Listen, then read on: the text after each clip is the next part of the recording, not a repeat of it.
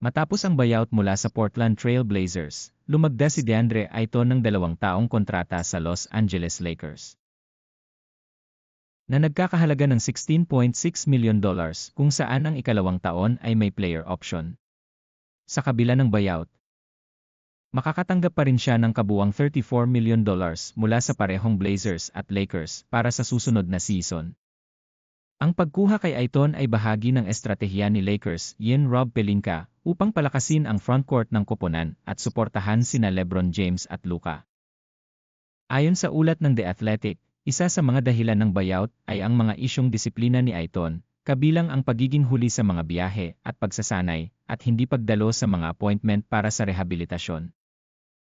Sa kabila ng mga isyong ito, ipinahayag ni Ayton na ginagamit niya ang mga kritisismo bilang motibasyon upang mapabuti ang kanyang laro sa bagong yugto ng kanyang karera.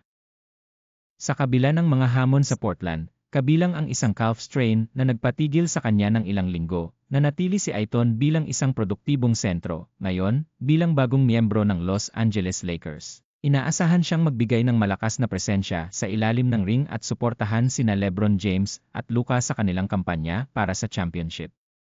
Pwedeng gawin ng Lakers offense, Luka, Ayton pick and roll sa gitna, LeBron sa weak side para sa spot up o secondary creation, transition, LeBron at Luka parehong elite sa fast breaks, kaya magiging mabilis ang opensa. Defense, Ayton sa loob bilang anchor, LeBron bilang help defender, Luka kailangang pagbutihin sa perimeter. Ayon sa mga ulat, si Luka ay masaya sa pagkakataong makasama si Ayton sa Lakers.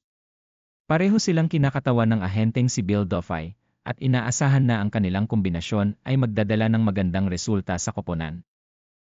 Pinakita ni Ayton ang kanyang kasiyahan sa pagsisimula ng bagong kabanata sa Lakers sa pamamagitan ng pagbabahagi ng mga larawan sa kanyang unang araw ng training camp sa Instagram. Ang kanyang tuwa sa pagtanggap ng jersey ng Lakers ay umani ng positibong reaksyon mula sa mga tagahanga. Si Patrick Beverley, dating manlalaro ng Lakers, ay nagpahayag ng kanyang suporta sa pagkuha kay Ayton. Ayon sa kanya, si Ayton ay isang mahusay na pang-apat na opsyon sa likod nina LeBron James, Luka at Austin Reeves. Ang bagong head coach ng Lakers na si A. Redick ay matagal nang humahanga kay Ayton.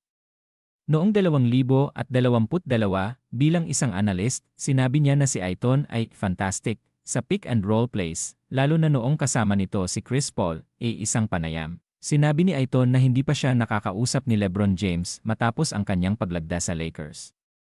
Gayunpaman, nakatanggap siya ng mensahe mula kay Luka. Sa kabuuan, ang mga kasamahan ni Ayton sa Lakers ay positibo ang pananaw sa kanyang pagdating. Inaasaha